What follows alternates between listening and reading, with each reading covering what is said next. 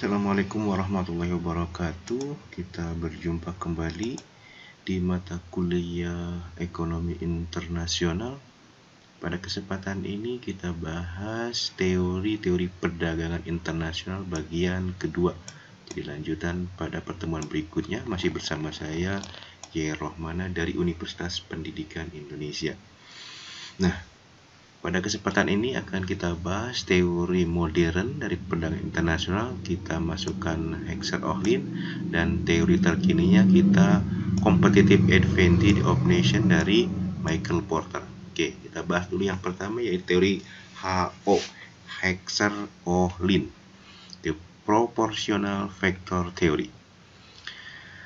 Nah, jika tenaga kerja adalah satu-satunya faktor produksi seperti yang diasumsikan oleh model Ricardian pada penjelasan pertemuan sebelumnya, keunggulan komparatif dapat timbul hanya karena ada perbedaan internasional dalam produktivitas tenaga kerja. Tapi di dunia nyata, perdagangan selain dijelaskan oleh perbedaan produktivitas tenaga kerja, juga mencerminkan perbedaan dalam kepemilikan sumber daya atau resources antar negara. Dengan demikian, pandangan realistis perdagangan internasional harus memungkinkan bukan hanya pentingnya tenaga kerja saja, tetapi juga faktor-faktor produksi lain seperti tanah, modal, dan sumber daya mineral. Oke, jadi seperti itu ya. Perdagangan tidak hanya terjadi karena kelebihan atau keunggulan tenaga kerja, tetapi juga sumber daya yang lainnya. Nah, model ini menunjukkan bahwa keunggulan komparatif masih tetap comparative advantage dipengaruhi oleh interaksi atau timbal balik antara yang pertama perbedaan sumber daya di antara negara atau juga disebut variasi kelimpahan relatif faktor-faktor produksi gitu ya, faktor kelimpahan. Yang kedua adalah teknologi produksi yang mempengaruhi intensitas relatif penggunaan faktor-faktor produksi yang digunakan untuk memproduksi barang yang berbeda. Jadi interaksi antara kelimpahan dan intensitas. Apa itu kelimpahan dan intensitas? Ke depan kita coba bahas. Nah, dikembangkanlah oleh dua ekonom Swedia tentang kelimpahan dan intensitas itu, yaitu Eli Hexer dan Bertil Ohlin. Ohlin adalah penerima hadiah Nobel dalam bidang ekonomi tahun 1977. Teori ini sering disebut teori Hexer-Ohlin karena tokohnya adalah Hexer dan Ohlin. Sering disingkat juga teori HO. Nah, karena teori ini menekankan interaksi antara proporsi faktor produksi di berbagai negara dan perbedaan proporsi penggunaan dalam memproduksi barang yang berbeda, maka teori ini juga disebut sebagai teori proporsi faktor produksi. Faktor produksi kan input ya, atau bahasa Inggrisnya factor proportion theory. Nah, untuk menggambarkan teori proporsi faktor, kita mulai dengan menggambarkan ekonomi yang tidak berdagang dulu, gitu. Jadi negara yang tanpa perdagangan kemudian bertanya apa yang terjadi ketika dua ekonomi tersebut berdagang. Jadi kita mulai dari negara yang tidak berdagang kemudian menjadi berdagang. Tentu better off nanti akhir ceritanya. Kita akan melihat bahwa sebagai lawan dari model Ricardian dengan satu faktor produksi saja yaitu tenaga kerja, perdagangan dapat mengaruhi distribusi pendapatan lintas faktor bahkan dalam jangka panjang. Oke. Nah, dalam teorinya tentu ada asumsi-asumsi yang harus dipenuhi dalam teori Hexer-Ohlin. Yang pertama adalah hanya ada dua negara misalkan, yaitu negara satu dan negara dua dalam asumsinya. Kemudian ada komoditas, dua barang, dua produk, yaitu misalkan X dan Y. Dan dua faktor produksi, tenaga kerja dan modal. Asumsi yang kedua negara menggunakan teknologi yang sama. Teknologinya sama dalam produksi. Kemudian produk X adalah padat modal. Mohon ini diingat. Jadi karena ke depan ini akan dibahas terus gitu ya. Jadi diasumsikan komoditas X adalah padat modal, sedangkan kalau komoditas Y adalah padat karya atau padat tenaga kerja. Berikutnya, kedua komoditas diproduksi pada skala hasil konstan, constant return to scale di kedua negara. Berarti, peningkatan jumlah tenaga dan modal atau dalam hal ini input yang digunakan dalam produksi komoditas apapun akan meningkatkan output komoditas tersebut dalam proporsi yang sama. Contoh, jika input input tenaga kerja dan modal dinaikkan 5%, maka kemudian outputnya juga akan naik 5%. Jadi proporsinya sama. Maka itu disebut dengan constant return to scale. Nanti coba pelajari lagi di mikroekonomi ya. Berikutnya ada asumsi ada spesialisasi yang tidak lengkap dalam produksi kedua negara. Artinya, masing-masing negara tetap memproduksi kedua jenis komoditi itu secara sekaligus, meskipun komposisinya berbeda-beda. Jadi tetap satu negara memproduksi X dan Y. Tapi proporsinya berbeda-beda. X-nya berapa, Y-nya berapa. Di negara dua juga sama, semuanya memproduksi X dan Y, hanya spesialisasinya di mana. Ya. Kemudian selera sama di kedua negara, tesnya ada persaingan sempurna di pasar komoditas dan pasar faktor input. Kemudian ada mobilitas faktor secara sempurna di setiap negara, tetapi tidak ada mobilitas faktor internasional. Jadi hanya sempurna di negaranya ya. Mobilitasnya, inputnya. Yang berikutnya, tidak ada biaya transportasi, diasumsikan tidak ada tarif atau penghalang lain terhadap aliran bebas perdagangan internasional. Berikutnya, semua sumber daya sepenuhnya digunakan di kedua negara. Yang terakhir, perdagangan internasional antara kedua negara adalah seimbang. Apa itu seimbang? Berarti nilai ekspor negara tersebut akan sama dengan impor negara tersebut. Makanya nanti akan seimbang. Nah, ini mohon dipahami karena ini akan dibawa pas analisis gitu ya. Diingat-ingat. Terutama ini nih. Harus ingat X padat modal, Y padat karya, kemudian ekspor akan sama dengan impor di masing-masing negara. Gitu. Jadi kalau dia ekspor, maka satu sisi dia akan impor. Ini kan seimbang lagi. Oke, bisa dipahami ya. Baca teman-teman bukunya ya, dari buku referensi bisa dari Dominic Salvatore, Paul Krugman atau si Venstra gitu ya, dan buku yang lainnya. Nah, sekarang kita jelaskan makna intensitas faktor. Kan ada intensitas faktor, ada kelimpahan faktor. Nah, sekarang kita bahas intensitas faktor intensity. Jika dimisalkan di dunia ini ada dua komoditas yaitu X dan Y dan dua faktor produksi yaitu tenaga kerja dan modal, maka kita bisa katakan bahwa komoditas X bisa disebut padat modal atau capital intensif jika, ini rumusnya, rasio modal per tenaga kerja, artinya kapital dibagi labor yang digunakan dalam produksi X itu lebih besar daripada kapital per labor yang digunakan memproduksi Y. Saya ulangi, X boleh disebut padat modal jika rasio kapital labornya lebih besar untuk X daripada untuk Y.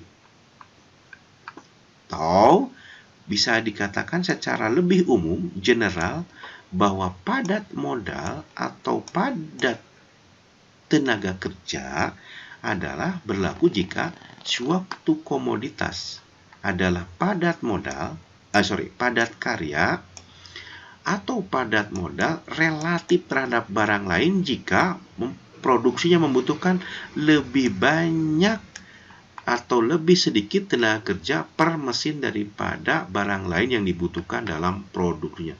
Ini adalah lebih general untuk padat modal maupun padat karya. Kalau ini fokus ke padat modal, tentu akan lebih mudah Anda memahami ini. Sebenarnya ini lebih spesifik, ini lebih general untuk padat modal dan padat karya. Silakan dibaca kembali nanti ya. Oke, secara matematik kita bisa buat seperti ini hubungannya, bahwa jika nanti kapital untuk rasio kapital terhadap L untuk barang X lebih besar daripada rasio atau bagi kapital dan labor untuk Y, maka berarti X-nya adalah padat modal dan Y-nya adalah padat karya. Dan sebaliknya, jika nanti rasio labor per kapital untuk X itu lebih kecil dibanding labor per kapital untuk produk Y, maka tetap bahwa X adalah padat modal dan Y adalah padat karya. Hati-hati dengan lebih besar dan lebih kecil, dan rasionya mana dulu? Apakah kapital per labor atau labor per kapital? Hati-hati ya. Saya ulangi, kalau kapital per labor untuk X lebih besar daripada untuk Y, maka X berarti padat modal dan Y-nya padat karya. Hal yang sama, kalau rasio labor kapital untuk X lebih kecil daripada labor per kapital barang Y, maka X tetap padat modal. Sebaliknya, kita balikan sekarang. Sekarang kalau kapital labornya, rasio kapital labornya untuk X itu lebih kecil dibandingkan untuk produk Y, maka X sekarang adalah padat karya dan Y adalah padat modal. Hal yang sama, kalau sekarang dibalik, labor per kapital untuk X lebih kecil daripada labor per kapital untuk produk Y, maka berarti X adalah padat karya juga dan Y adalah padat modal. Mohon diperhatikan seksama dan Anda renungkan sehingga Anda bisa paham. Catat ya di buku catatan saudara-saudara dan mainkan logikanya. Contoh, misalkan gini. Jika dua kapital dan dua labor digunakan untuk menghasilkan 1X, berarti rasio kapital labornya adalah 2/2 atau sama dengan 1 untuk produksi X.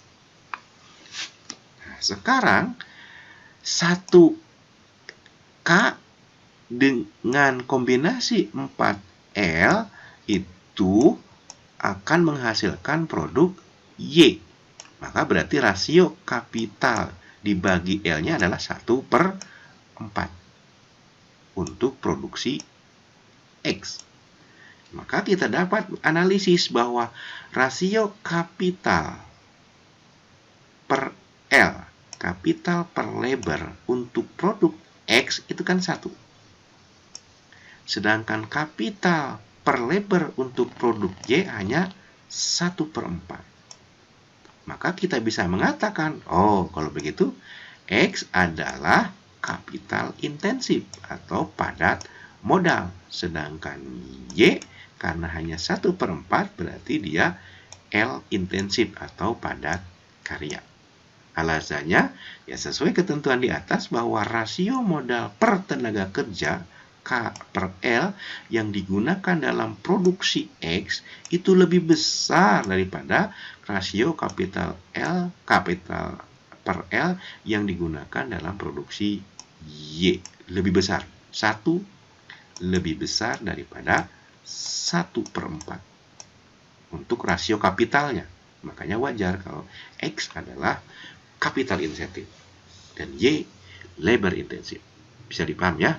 Nah, berikutnya kita akan memahami apa yang disebut dengan kelimpahan faktor. Kalau tadi intensitas, sekarang kelimpahan, abundant. Ada dua cara mendefinisikan makna kelimpahan faktor produksi. Yang pertama, boleh kita mendasarkan pada unit fisik,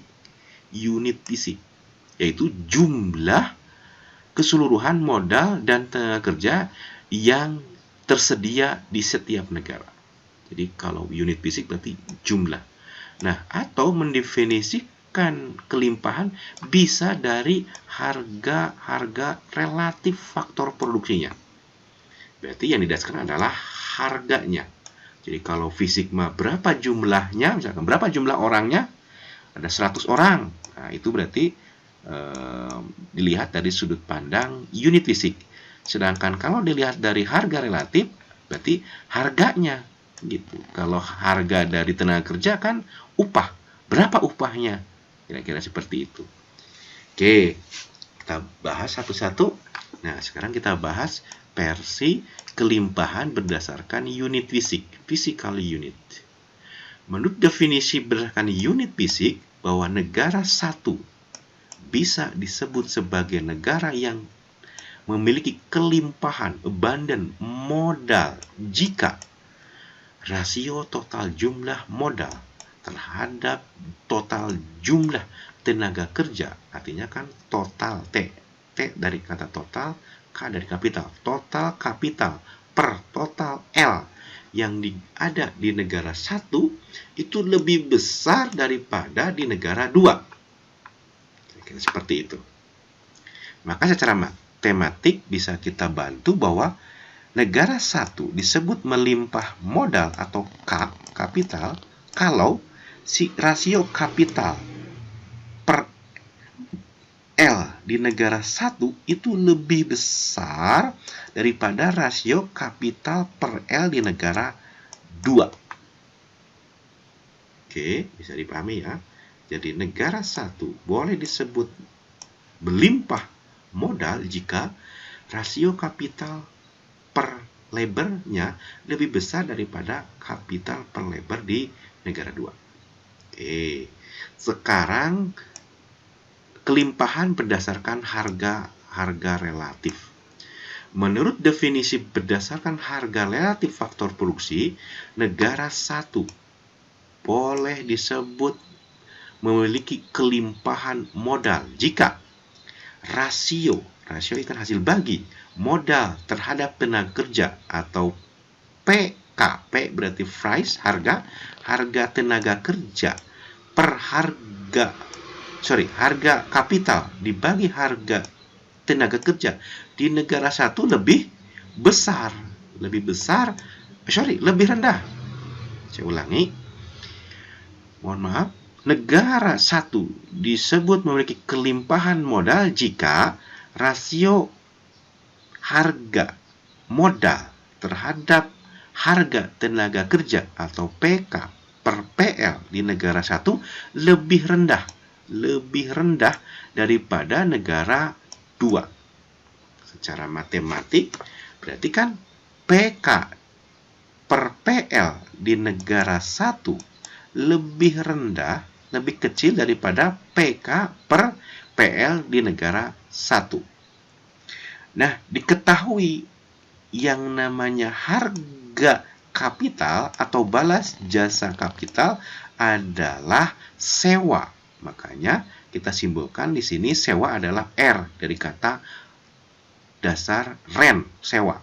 Sedangkan price of labor atau balas jasa tenaga kerja adalah upah. Upah adalah bahasa Inggrisnya wage. Makanya kita boleh menyatakan bahwa negara satu disebut punya kelimpahan modal jika R per W atau sewa per upah negara satu lebih rendah dibanding R per W di negara 2. Berikutnya, kelimpahan faktor dan bentuk kurva batas kemungkinan produksi sebelum perdagangan internasional. Ada lihat bahwa ada dua negara, ada negara satu, ada negara 2, atau boleh disebut negara satu sebagai domestiknya, negara 2 sebagai luar negerinya. Ada dua produk yaitu X dan Y. X yang horizontal, Y yang vertikal. Kurva batas kemungkinan produksi negara satu lebih landai. Lihat, lebih landai ke sini kan. Dan lebih lebar daripada batas produksi negara 2. Kalau negara 2 kan lebih curam ke sini. Kalau dari sudut pandang ini ya. Coba lihat dari sini makanya. menunjukkan bahwa negara satu dapat memproduksi komoditas X yang relatif lebih banyak daripada negara dua. Alasannya adalah bahwa negara satu adalah negara yang berlimpah kapital. Ingat, ini dari mana tahu bahwa negara satu berlimpah kapital? Dari asumsi yang dibahas tadi di awal slide. Sedangkan komoditas X adalah komoditas yang intensif padat kapital. Jadi negara satu adalah negara yang punya kelimpahan kapital, maka wajar kalau dia padat kapital atau intensif kapital produksinya.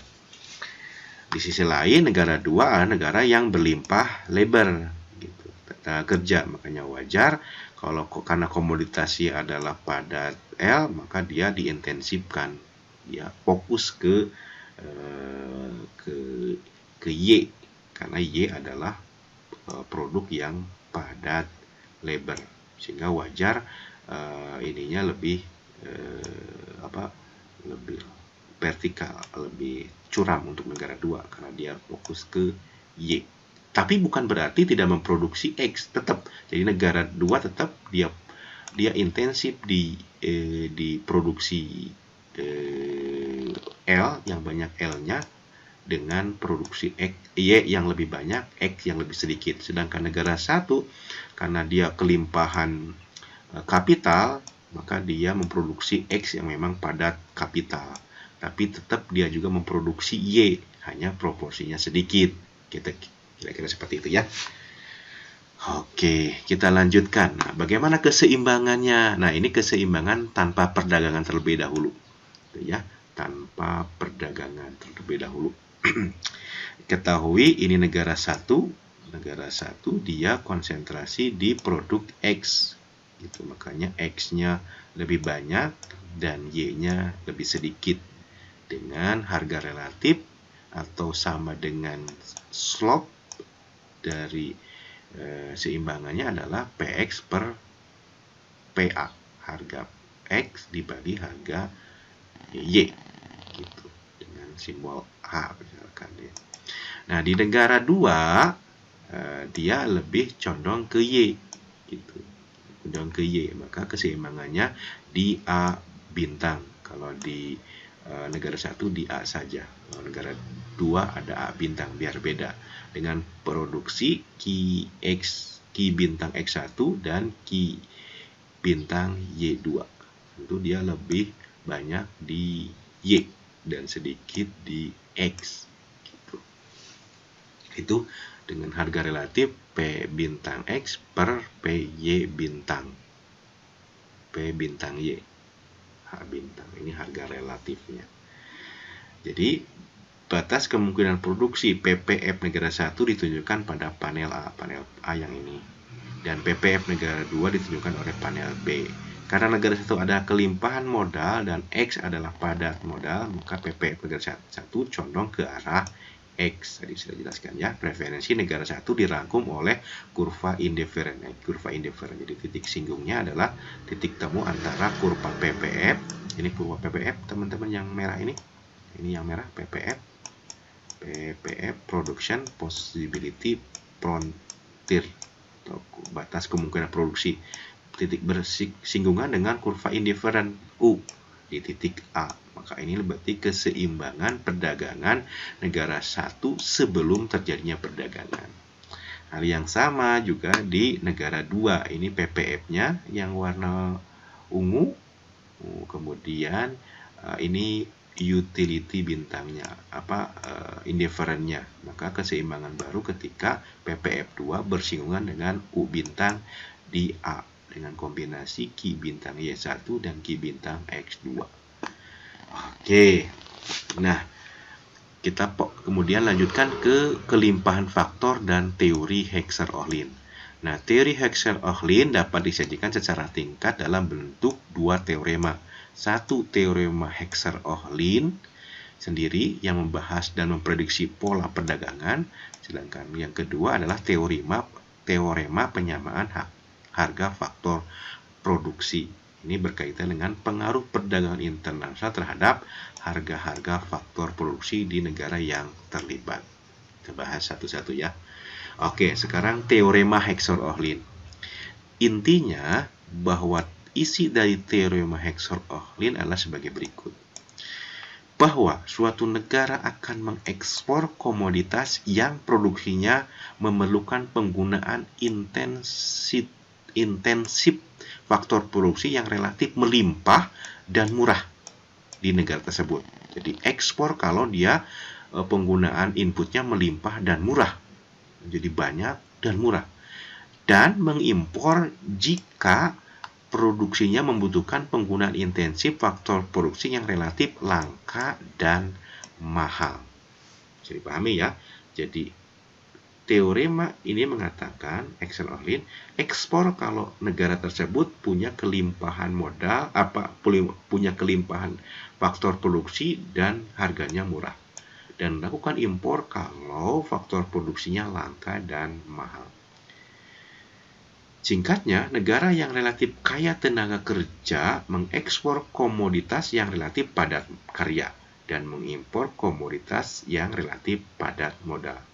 Sebaliknya juga, negara yang relatif kaya modal berarti dia mengekspor komoditas yang relatif padat modal dan mengimpor komoditas yang relatif padat karya. Jadi, saling melengkapi. Tidak ada negara yang bisa melayani sendiri segala kebutuhannya. Kita butuh ekspor dan kapan-kapan impor.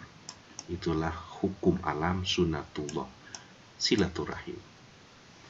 Nah, bagaimana kerangka keseimbangan teori Heckscher-Ohlin? Nah, ini gambarnya. Teman-teman bisa baca di Dominique Salvator. Nah, kita mulai dari sudut kanan bawah di gambar. Mulai dari sini. Bahwa permintaan komoditi final atau barang akhir itu ditentukan oleh selera dan distribusi kepemilikan faktor produksi atau pendapatan. Jadi permintaan barang di konsumen tentu ditentukan oleh selera dan distribusi pendapatan. Nah, permintaan komoditas final ini nanti akan menentukan permintaan turunan. Gitu, permintaan turunan untuk faktor-faktor produksi gitu. Nah, permintaan turunan ini gitu akan menentukan harga-harga faktor produksi. Nah, jadi harga faktor produksi ditentukan oleh permintaan input atau permintaan turunan dan juga penawaran faktor produksi. Jadi kalau ini D-nya, demand-nya, permintaan input. Kalau ini penawaran S, penawaran input. Maka akan ditentukanlah tingkat harga faktor produksinya. Nah, di sinilah kehadiran dari model Heckscher-Ohlin. Heckscher-Ohlin kan kelimpahan faktor.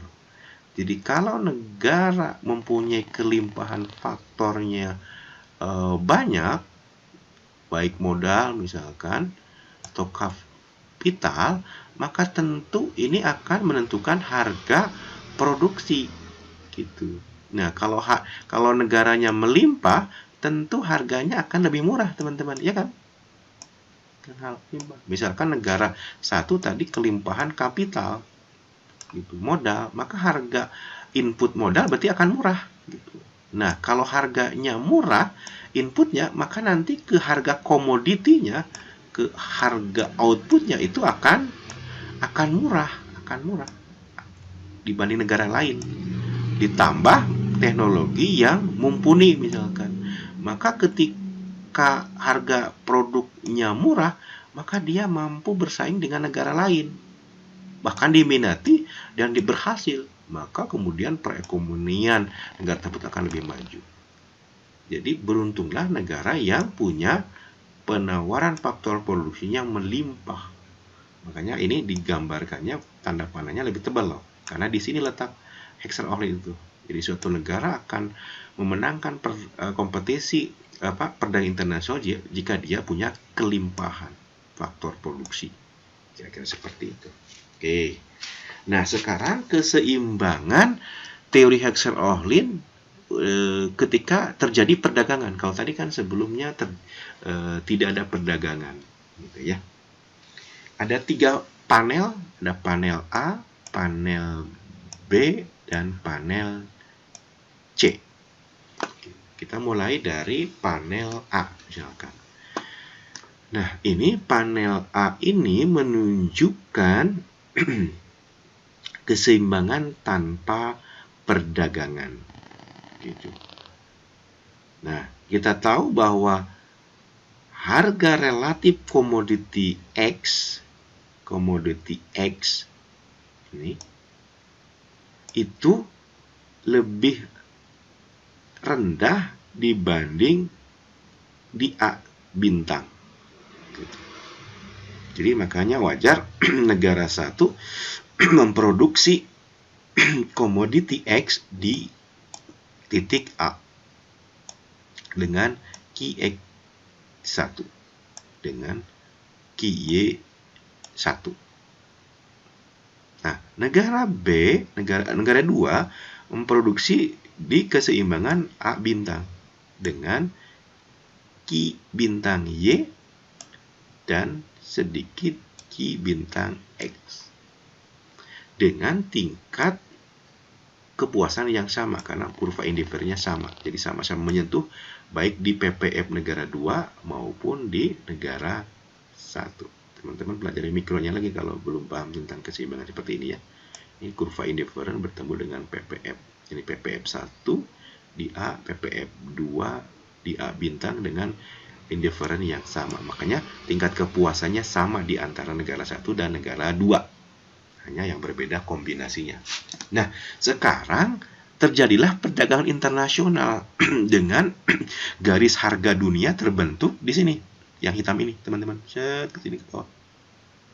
Kalau tadi kan harga relatif negara 1 kan lebih landai di sini.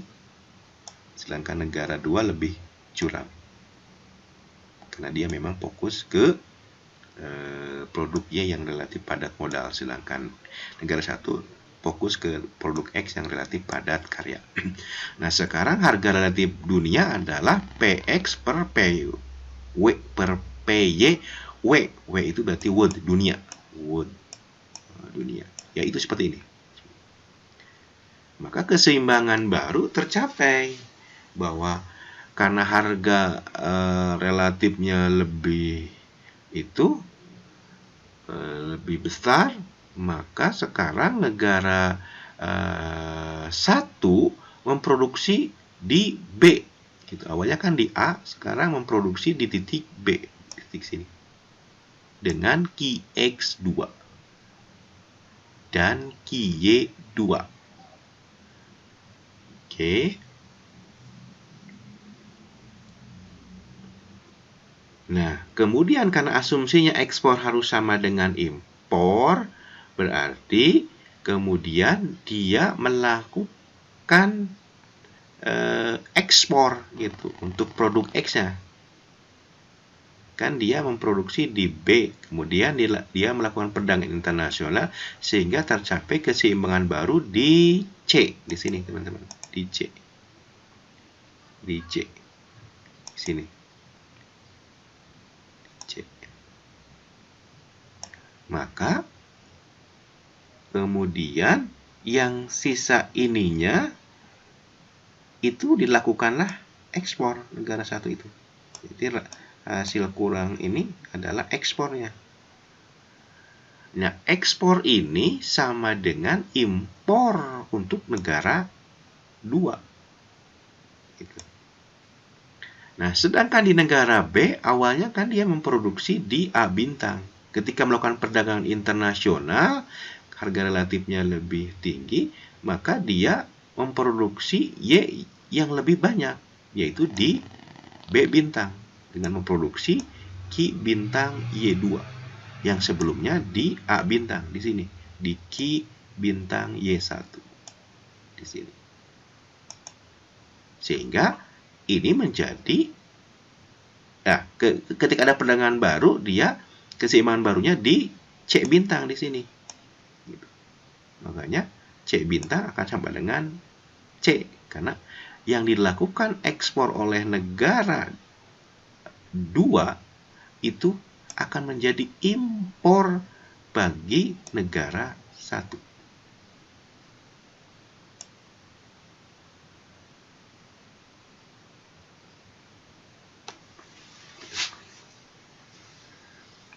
yang ini yang berarti ekspor negara 2 akan menjadi impor Y untuk negara 1. Kalau tadi memang terbalik, ekspor negara 1 akan menjadi impor X negara 2. Gitu. Sehingga jumlahnya akan sama. Apa yang diekspor oleh negara 1, X-nya itu akan sama dengan impor dari produk Y. Hal yang sama negara 2 seperti itu. Sehingga keseimbangannya adalah seperti ini. Gitu. Jadi di panel C menjelaskan bahwa harga relatif dunia dari X dalam equilibrium perdagangan bebas ditentukan di perpotongan penawaran ekspor negara 1. Ini kita buat ekspor negara 1-nya. Pada titik D di sini, pada harga relatif ini, jumlah X yang ingin diekspor oleh negara 1, yaitu QX2 min QX3, sama dengan jumlah X yang ingin diimpor oleh negara 2, yaitu Q bintang X3, ini Q bintang X3, ini. Jadi ini ekspor dan ini adalah impor bagi negara 2.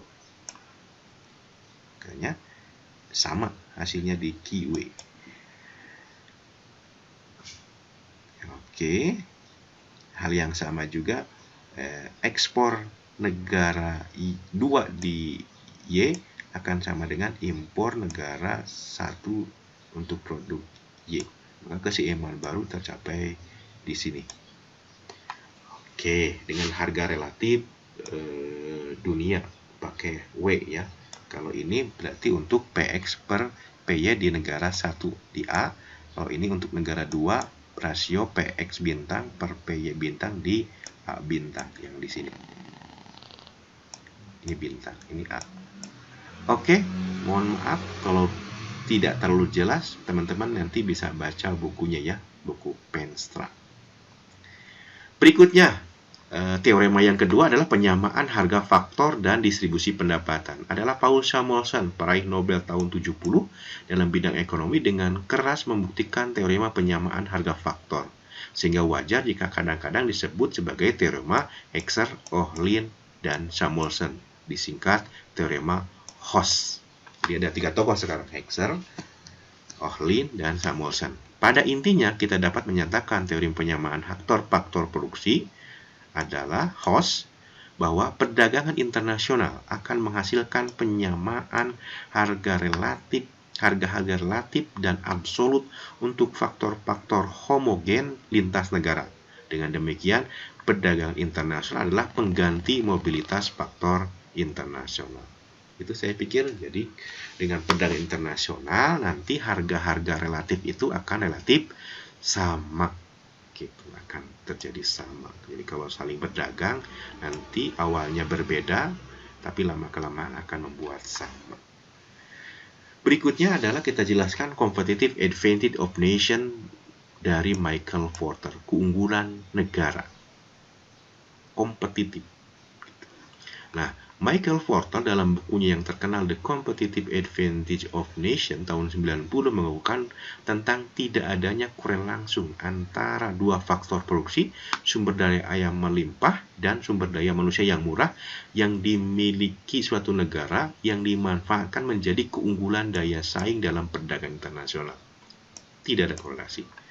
Banyak kok katanya di negara yang jumlah tenaga kerjanya sangat besar, yang proporsional dengan luas negerinya, tetapi terkadang terbelakang dalam daya saingnya.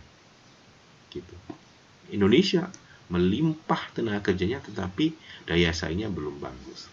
Begitu juga dengan tingkat upah yang relatif murah di suatu negara, belum justru berkorelasi erat jangan-jangan dengan rendahnya motivasi kerja dan prestasi.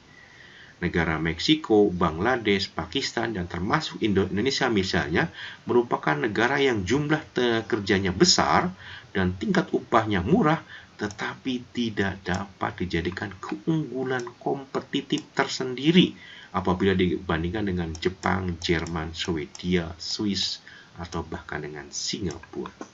Mengapa seperti itu? Nah, Porter mengembangkan model yang kemudian kita kenal dengan sebutan model berlian, Diamond Porter, yang menjelaskan bahwa suatu negara secara nasional dapat meraih keunggulan kompetitif jika memenuhi 4 syarat atau 4 atribut utama yang saling berkaitan dan membentuk 4 titik sudut dari poin yang dinamakan bangunan intan itu, diamond. Atribut utama itu yang menentukan mengapa industri tertentu dalam suatu negara dapat mencapai sukses internasional. Dan kita sebut bahwa model Porter ini sebagai teori atau model terkini dari teori perdagangan internasional. Nah, apa keempat atribut atau faktor itu? Yang pertama adalah faktor-faktor produksi. Faktor-faktor condition seperti tenaga kerja terampil, prasarana, input-input yang lain. Yang kedua adalah keadaan permintaan, demand condition, dan tuntutan dalam negeri untuk hasil industri tertentu. Faktor yang ketiga adalah eksistensi industri terkait dan pendukung. Jadi terkait, related, dan supporting industri yang kompetitif secara internasional. Yang keempat adalah strategi perusahaan itu sendiri dan struktur serta sistem persaingan antar perusahaan. Itulah 4 komponen atribut utama Diamond Porter kalau ingin negara itu maju dan memenangkan persaingan internasional. Ini syaratnya 4. Nah, dibentuklah dalam 4 ini, makanya kenapa disebut diamond, karena bentuknya kalau dibuat ini kan seperti ini, gitu kan.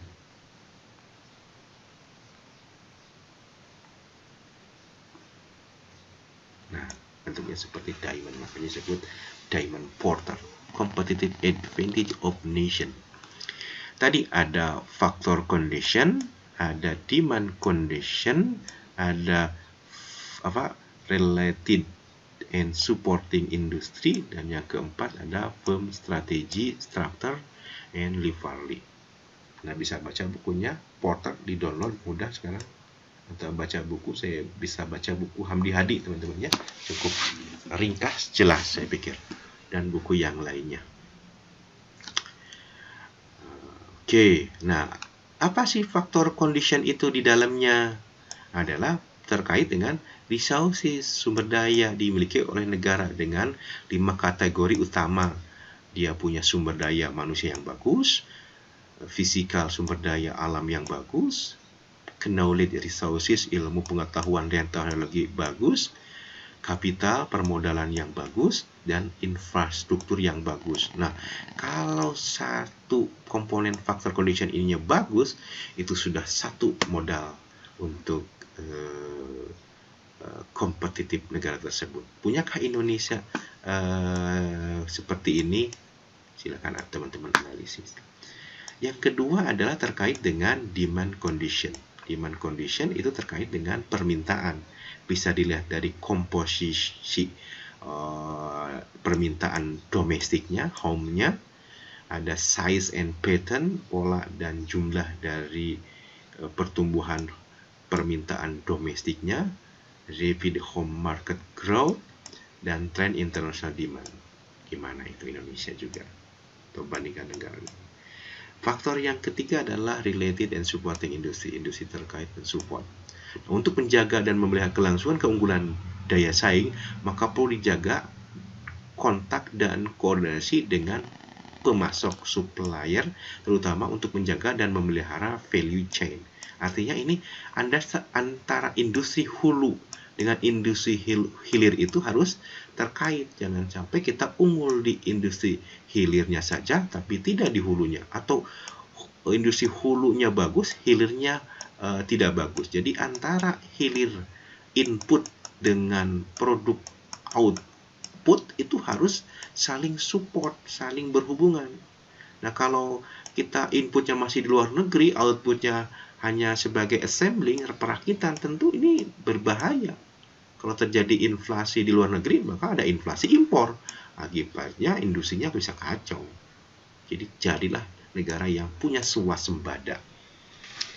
Yang terakhir adalah firm strategy structure dan Liverly. Strategi perusahaan, struktur organisasi, dan modal perusahaan, serta kondisi persaingan Liverly dalam negeri merupakan faktor yang menentukan dan mempengaruhi competitive advantage. Jadi persaingan itu bukan sesuatu yang membahayakan. Justru persaingan akan membentuk jangan-jangan kompetensi yang meningkatkan kualitas gitu. Asal fair, kira-kira seperti itulah. Kira-kira seperti itu, itulah Diamond Porter. Terima kasih. Kita ketemu lagi pada pertemuan selanjutnya. Assalamualaikum warahmatullahi wabarakatuh.